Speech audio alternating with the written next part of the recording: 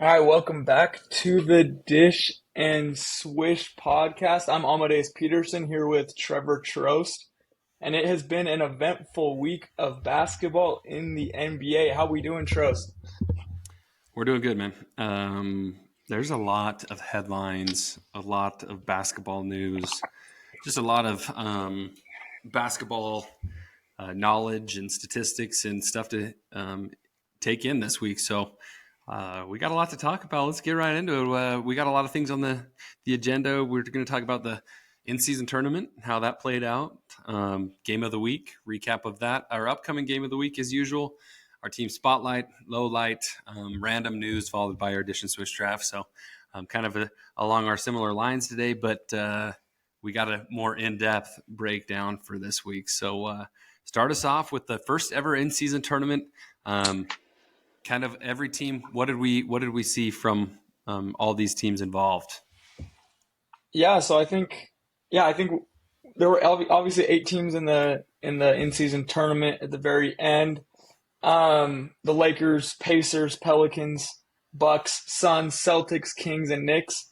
And I think that we were able to take something away from each of these teams watching them play in the in-season tournament. Starting with the Lakers, who obviously won it all.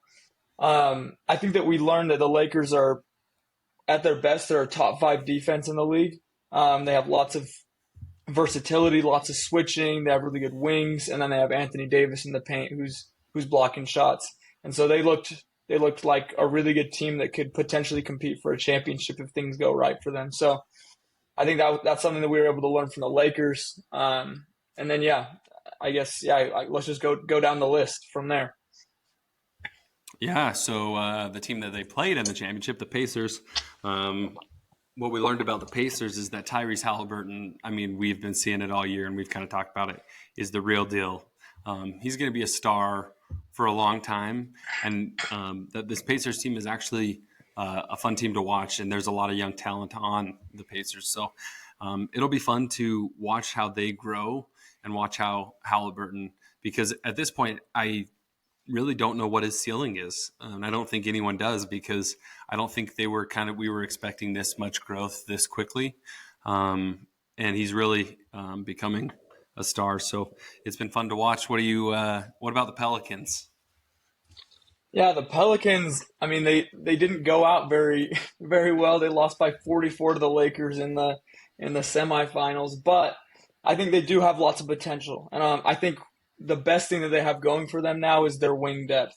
So they have, Ingram, they have Murphy, they have Jones, Daniels, Marshall, Zion Williamson. So they have lots of depth at the wing position, and that's, I think, probably the most valuable position in the NBA. Is you have that versatility at the wing of players who can handle, as well as you have that length on defense. And so the Pelicans have a lot to be excited about, but I guess we'll see if they can really pull it together, because right now I don't know if they're fully reaching that ceiling that they have. But I guess we'll see as the season goes on. Yeah, fun team to watch.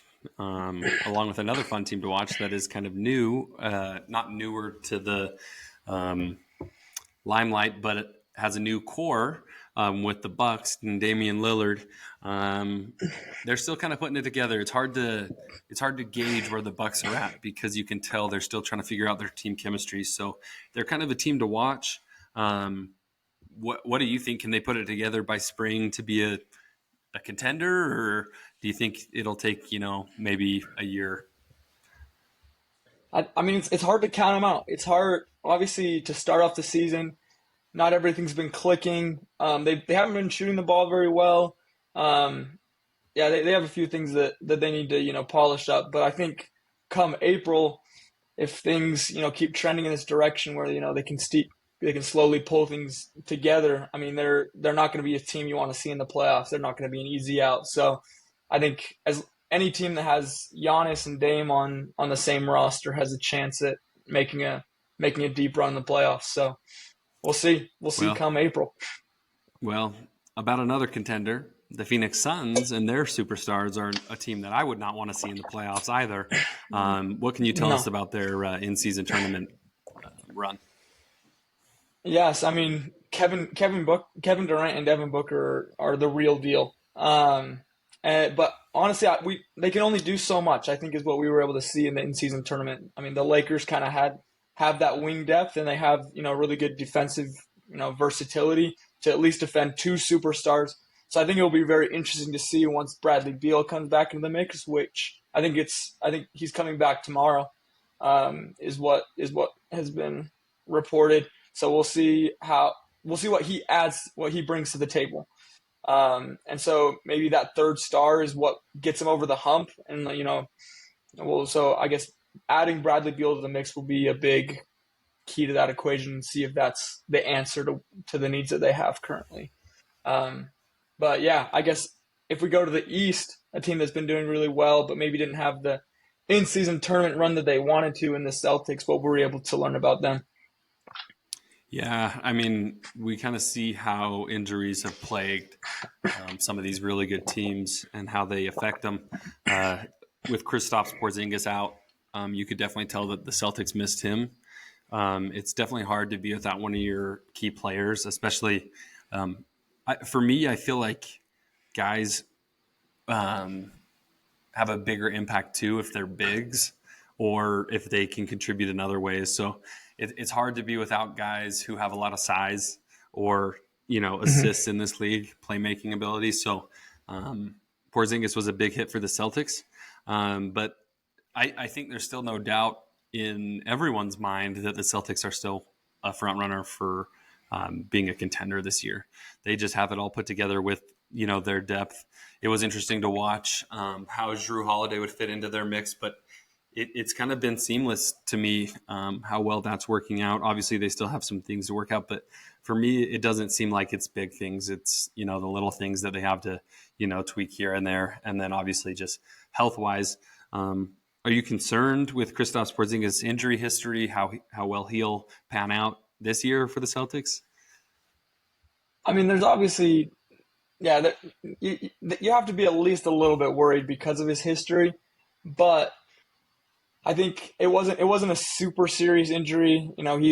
I think he's about to play this upcoming week, so I don't think there's too big of a worry there for the Celtics. But I mean, something to be cognizant about as a franchise to make sure Kristaps stays healthy come playoff time because that's going to be most important. He's going to be, I think, a piece that will get him over the hump in long playoff series. So yeah, the Celtics, good team, Yeah, they're a good front good running team. team.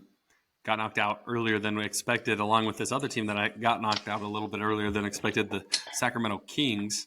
Um, what can you give us about the breakdown of the Kings and their early exit from the in season tournament?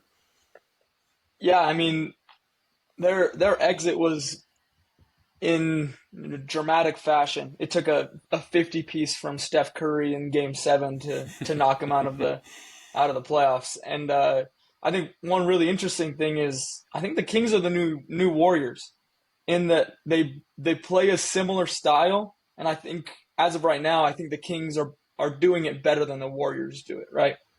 And just playing with that small ball five in Domantas Sabonis, and then just running and having lots of shooters around, and Kevin Herter, Malik Monk, and De'Aaron Fox is running the show down there. So the Kings are a fun team to watch. They kind of came out of nowhere last year, but I think they've solidified themselves as a team to watch in the Western Conference come playoff time. So yeah, the Kings are looking good, and then I guess the last team in the in season tournament are the New York Knicks.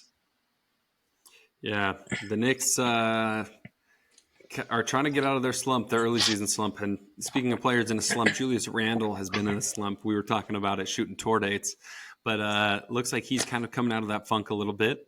But do they have enough star power? I don't know. It's hard because when you look at their roster, can they get it done with Jalen and Julius and these other role players? It just doesn't seem like they really have a big name other piece other than those. And that's why every time I look at all these articles and read all these articles, the Knicks are always in the the talk for trading for another star, whether it's the rumors about Donovan Mitchell for 8 years, or Levine or Siakam, all these rumors about stars, leaving. It seems like the Knicks are always in those conversations and always, make an appearance. But can they get over the hump and actually, get one of these big name stars? The rumor was, what was it, 6 years ago, 5 years ago, Kevin Durant was going to go to New York. Well, he did, but not the Knicks. So, like it's just hard for me because they just haven't had a huge name star there. And don't get me wrong, like I've talked about on this podcast how great I think Brunson is, and I think he can take him to the next level. But the problem is that I don't think Julius Randle is that guy.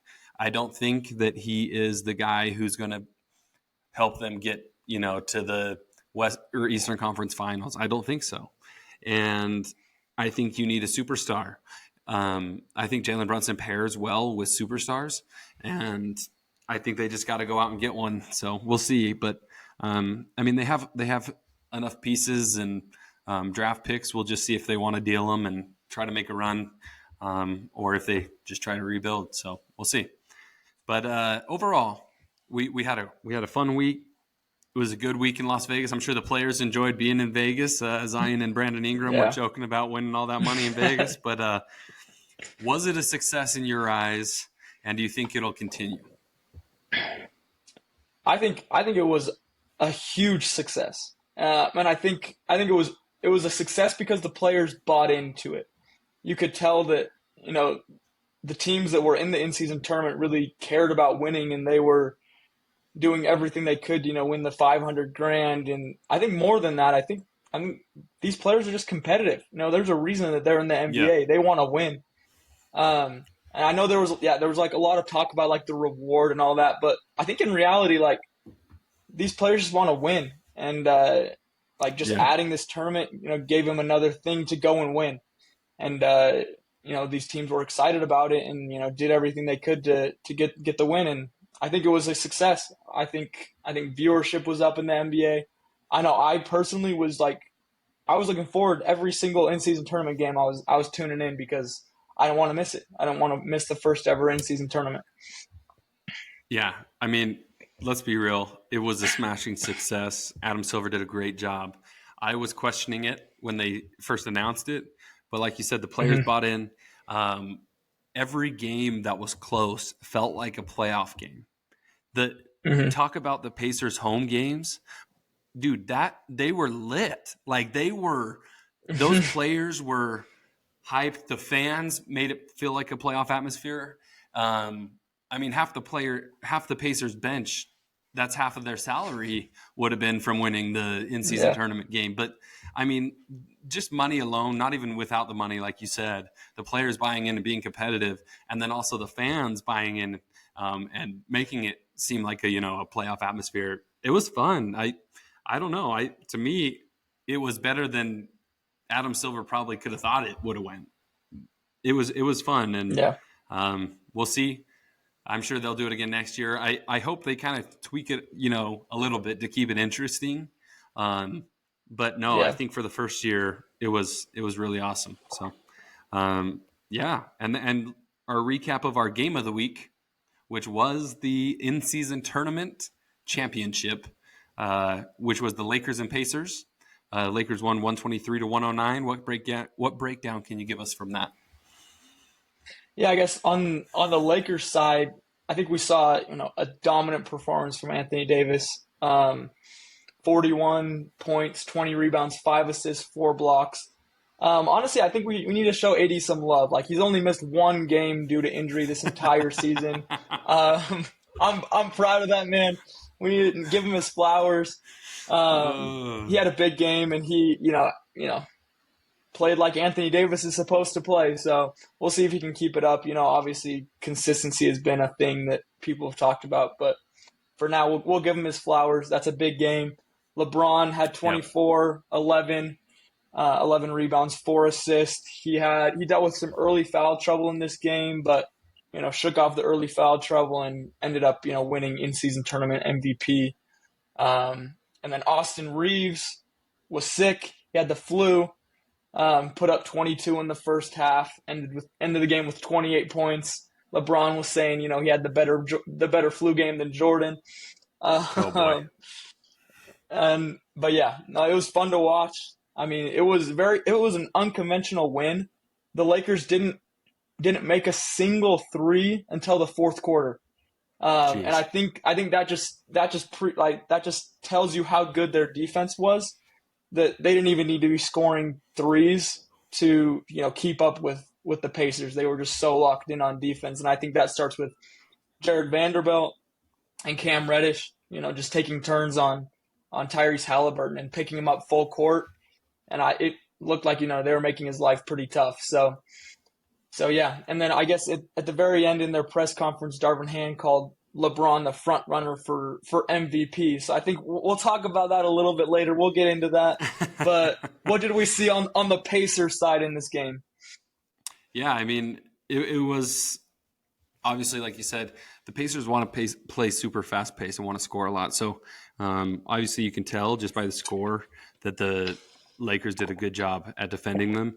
109 is a lot of points, but not for a team like the Pacers. They like to score more than that. So Halliburton 20 and 11. And then Steve Kerr came out and said Tyrese Halliburton reminds him of a young Steph Curry, which is probably a great compliment to receive. At least I would think so.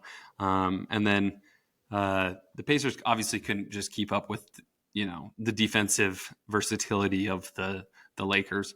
The Lakers have a lot of wings, like we had talked about earlier, that just can defend 1 through 5, and it's hard because when you have teams that are run and gun, when you add a lot of length in defense to these kind of teams, it's hard for undersized teams to compete with that. So, and the Pacers just don't play great defense either. So, No. that's a big thing that they need to fix. But moving forward, yeah, I think the Pacers are a great team. I think they're super young. They have a lot to improve, but Rick Carlisle is doing a great job with that young group, playing their style of basketball. It's just implementing it on the defensive end, I think, a little more, and just trying to get that fixed and fine tuned because. Let's be honest, the Pacers can score with the best of them, but can they defend with the best of them? That's going to be the question moving forward for them. And yeah, that kind of brings us to our upcoming game of the week, which is what? I mean, we need more of the Pacers. We need more of the Pacers. So our game of the week I agree. is the Indiana Pacers at the Minnesota Timberwolves on Saturday, December 16th at 8 p.m. Eastern. Got to tune in. This is their first meeting of the season. And really what you're seeing in this game is the best offense in the NBA versus the best defense in the NBA. And so I guess we'll see. I think maybe playing against the Lakers might have been a wake-up call because I think lots of the defensive strength that the Lakers have are also defensive strengths that the Minnesota Timberwolves have. And so I'm very interested to see how the Indiana Pacers bounce back if they're able to maybe learn from some of the things that they saw in the in-season tournament and maybe pick up a win this Saturday. So I think it'll be a great game to watch, and so got to tune into that. Yeah, let's give accolades where accolades are due. The Timberwolves are playing great basketball. Rudy Gobert Yeah, deserves a lot of credit for, I don't know if you've seen his stat lines recently, but it's 16, 20, 20, yeah, 17.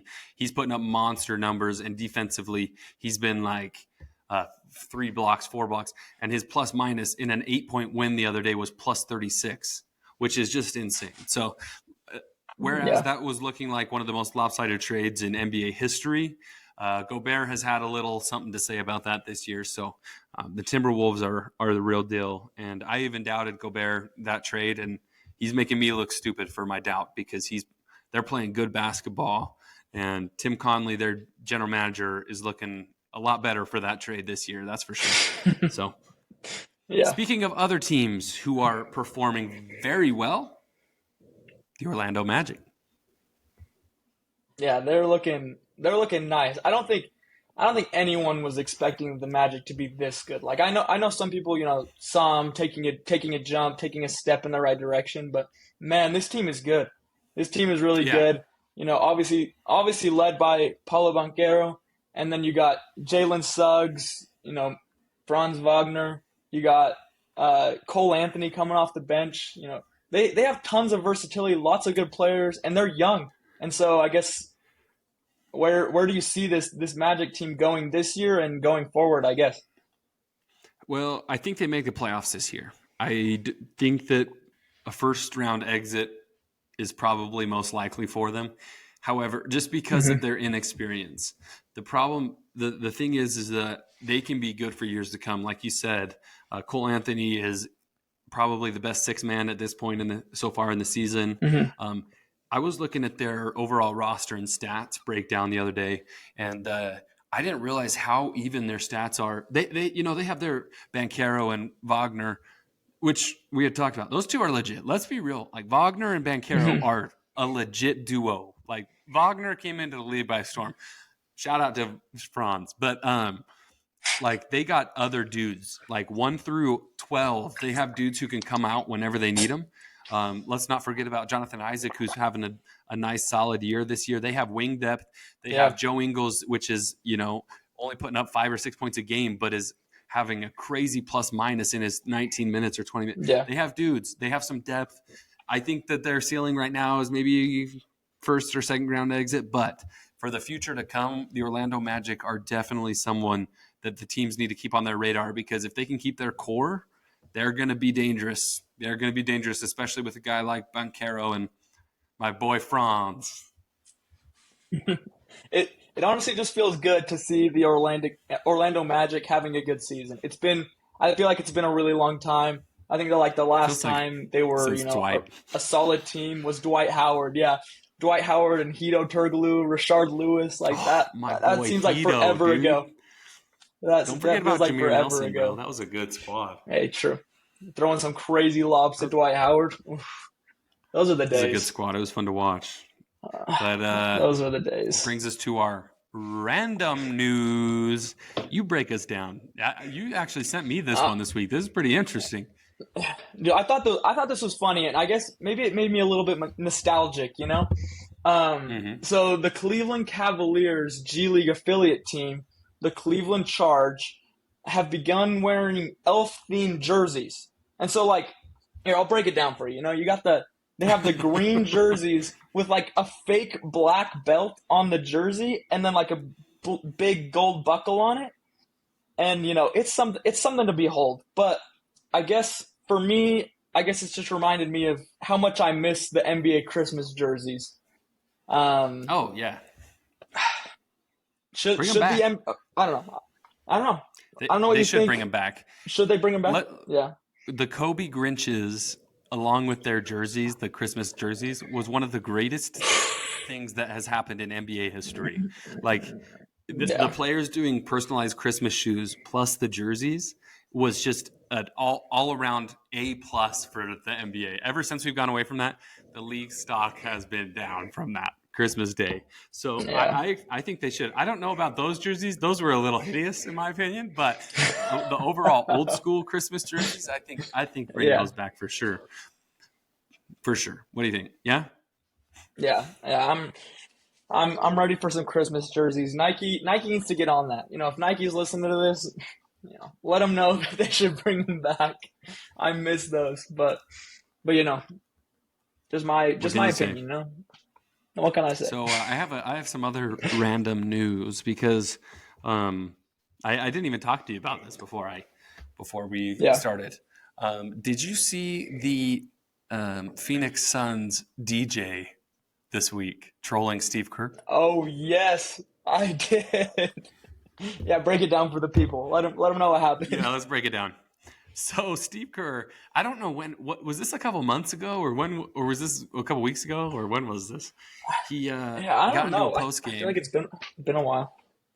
I feel like it's been a minute. But he was in a post game presser talking about how the Suns during the game they play techno beat music, and it's like he says it's like thumping, and it feels like you're in a dance club at a disco party, like while you're playing there. And the DJ I think it was halftime, Yeah. goes out at halftime, and they kill all the lights and add like some disco lights and some party lights, and the DJ plays this intro and starts playing Steve Kerr's playback, and it's like the Phoenix Suns just play disco music and it's thumping, and it's like beats during this Steve Kerr, and just to troll his comments. So they break down his post game comments into a little song. So what do you think? Warranted or not, or too far? I, I I loved it. I think the NBA needs more of that. Take some of those post game, comments that people make and just throw them into a little beat. Get the fans going. I bet they loved it. I bet they went crazy in there. I bet it made like a great environment. So It, I it think really was the disco club. the DJs around the league need to be taking some notes. If they don't take that the next time you're at a Jazz game, if the DJ doesn't come out with a mix of someone talking crap on the Yeah, Jazz, you're going to be upset. I will. I honestly will. So yeah, we'll see what they do. We'll see what they do We'll about it. see what they do.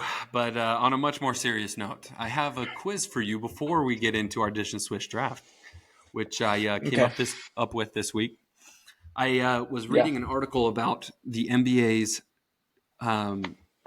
evaluations on their each team's Hmm. value, right? Forbes does it, but Okay. also each team's revenue that they earn each year. I didn't know ever how much teams made. You can guess they make millions and millions, but I had never known there was Yeah. an actual number you could look at. Um, and I kind of wanted to see if you could guess the top five most revenue earning teams and the Okay. the bottom five. So, do you want to start with the worst Okay. or the best? Let's start with the best. Okay. All right. Let's start with the best. Okay. Who's your top five? Let's see if we can start rattling them off here. Okay. So I think we're gonna go Golden State Warriors are They are have to the be up number there. one. They are the number one. Okay. Yeah. They Okay. make seven You hundred gotta and have the Lake. sixty-five million per year. Wow. Impressive. Impressive. Sorry, All right. sorry. We'll I go won't cut you off. the Los Angeles Lakers. Our Are they up number there? three. Let's go. We'll go. Well, this is tough. Boston Celtics. They are number four with 443 Okay. million per year. Um, can I get the Miami Heat? Miami is not on the list. Okay. Clippers. The Can I get Los the other Angeles LA team? Clippers are number five at 425 million in revenue per year. Missing number two. Give me the New York Knicks. The New York Knicks are number two. Nice job. You're at 5 for Let's 6. go. Goodness. That's Let's impressive. All right, all go. right. All right. Let's go down a little bit to the bottom here. Now the This bottom will be five. tougher. Can we do the bottom five? Can I get the Oklahoma City Thunder? They just are out of the list. Can I get the Detroit Pistons? They are also just out of the list. You're close. You're right on the edge. Charlotte Hornets. Oh my gosh! Right out of the list again. You named three teams right that are right out of the list. Can I get the Pacers then? The Pacers are the fourth least on this list, making Okay. 263 million per year. Can I get the Jazz? The Jazz are not. They are middle of the pack. The Memphis Grizzlies? The Memphis Grizzlies are the lowest earning team in the NBA with Mm, 258 million in revenue per year. okay. This is tough. Are the Raptors on there? The Raptors are not on here. They are the 10th most earning team. Um, think of I guess they're not really smaller markets. So you got the Pacers and the Grizzlies. You're Yeah. missing number 2, 3, and 5 of the least earning teams.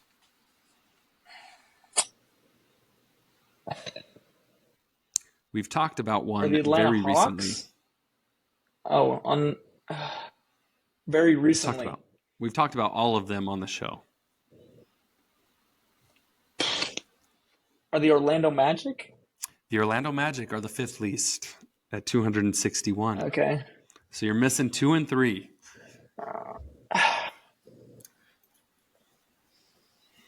One of them was Man, an this is in-season tough. tournament team.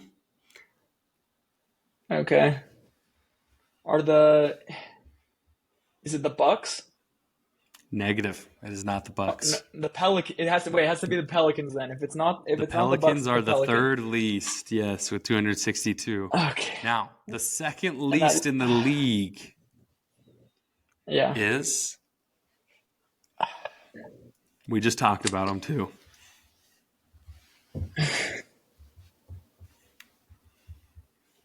Man.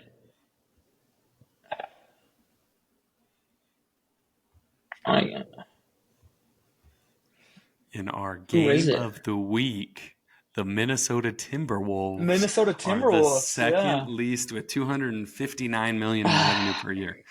So it's kind of interesting. So the Timberwolves make that much, and then the Golden State Warriors make triple per year what the T-Wolves make. Yeah, that's crazy. Sorry to kind of get us sidetracked there. I just kind of thought that was an interesting read there. No, that was interesting. So it was weird to me that the Jazz were in that's the some middle good of the stuff. pack for that. Yeah. So Hey, good job. I'm proud of him. I'm proud of him for being middle of the pack. shout out to the Jazz, man. Shout out to the Jazz. Anyways, okay. Dish and Swish draft. We're here. We talked about it earlier. We got big things. We've talked about Darvin Ham's comments as LeBron James should be the front runner for MVP. Who is Amadeus's top 5 MVP candidates as of now? Yeah, well, there's some honorable mentions that I got to shout out before I get into my top 5. I got to shout out Giannis. Giannis Antetokounmpo having a monster season per usual. It's just what he does. The Greek freak. Maybe we're taking it for granted a little bit, but he's nice with it. Jason Tatum, also with the Celtics, having a great season. And then Tyrese Halliburton. We already talked about him. He's nice. He's good. He's having that Steve Nash MVP type season. But at number 5, I have LeBron James. At number 4, I have Shai Gilgeous-Alexander. At 3, I have Luka Doncic. At 2, I have Joel Embiid. And at 1, I have Nikola Jokic. Okay. I don't know. What do you have to say about that? Do you agree, disagree? Do you have players in different spots? So you got the same 2 front runners as last year at this point. Yeah. Okay. I mean, I don't disagree. I think that I would probably have them switched up a little bit. I think SGA might be a little higher on my list for me, but then again, Luka is playing some incredible basketball right now, so it's kind of hard to argue many people over Luka. LeBron, it's hard for me to put LeBron because I'm not a big LeBron guy, but I respect him, and he's playing to play the way he is in year 21 is just impressive. So Halliburton, if he keeps playing this way, might need to be slotted up a little bit, but we'll see. That's fair. I'd agree with it. I'd agree with it for the most part. Yeah. Yeah. We're a quarter of the way through the season, so a quarter of the way. Still a long way to go. Still a long way to go. Did you know this is episode 15? I know, it's crazy. It's crazy. We're still just cooking. We've been doing this 15 weeks. Yeah, 15 weeks. Cooking. How are we looking at the apparel? Man, it's making me feel dumb. Okay, gosh, I was like, I'm supposed to be a software guy. I'm supposed to know my software, but this this like old lady embroidery software just is tough. It's tough to figure out. Yeah, I'm getting impatient, Well, but at this point, I think I'm gonna buy a better software. I can't do it. I can't do it anymore. well, it's real bad if Amadeus has to resort to buying software instead of just doing it himself because he's that smart. So we are the Dish and Switch podcast. We will be back next week with all new games of the week, recaps of our old games of the week, Dish and Switch drafts, always with our random news and always breaking down teams. We got a lot of things coming. We're going to have more interviews. We're working on some for the next upcoming weeks. And we're getting right into the holiday season. We'll let you guys know. We know that the holidays are right around the corner, so that week might be hard for us. We'll see how we maybe have to do a midweek episode that week. We haven't really talked about it, but happy holidays, Yeah. everyone. We will be on soon and see you guys next week. Have a good week.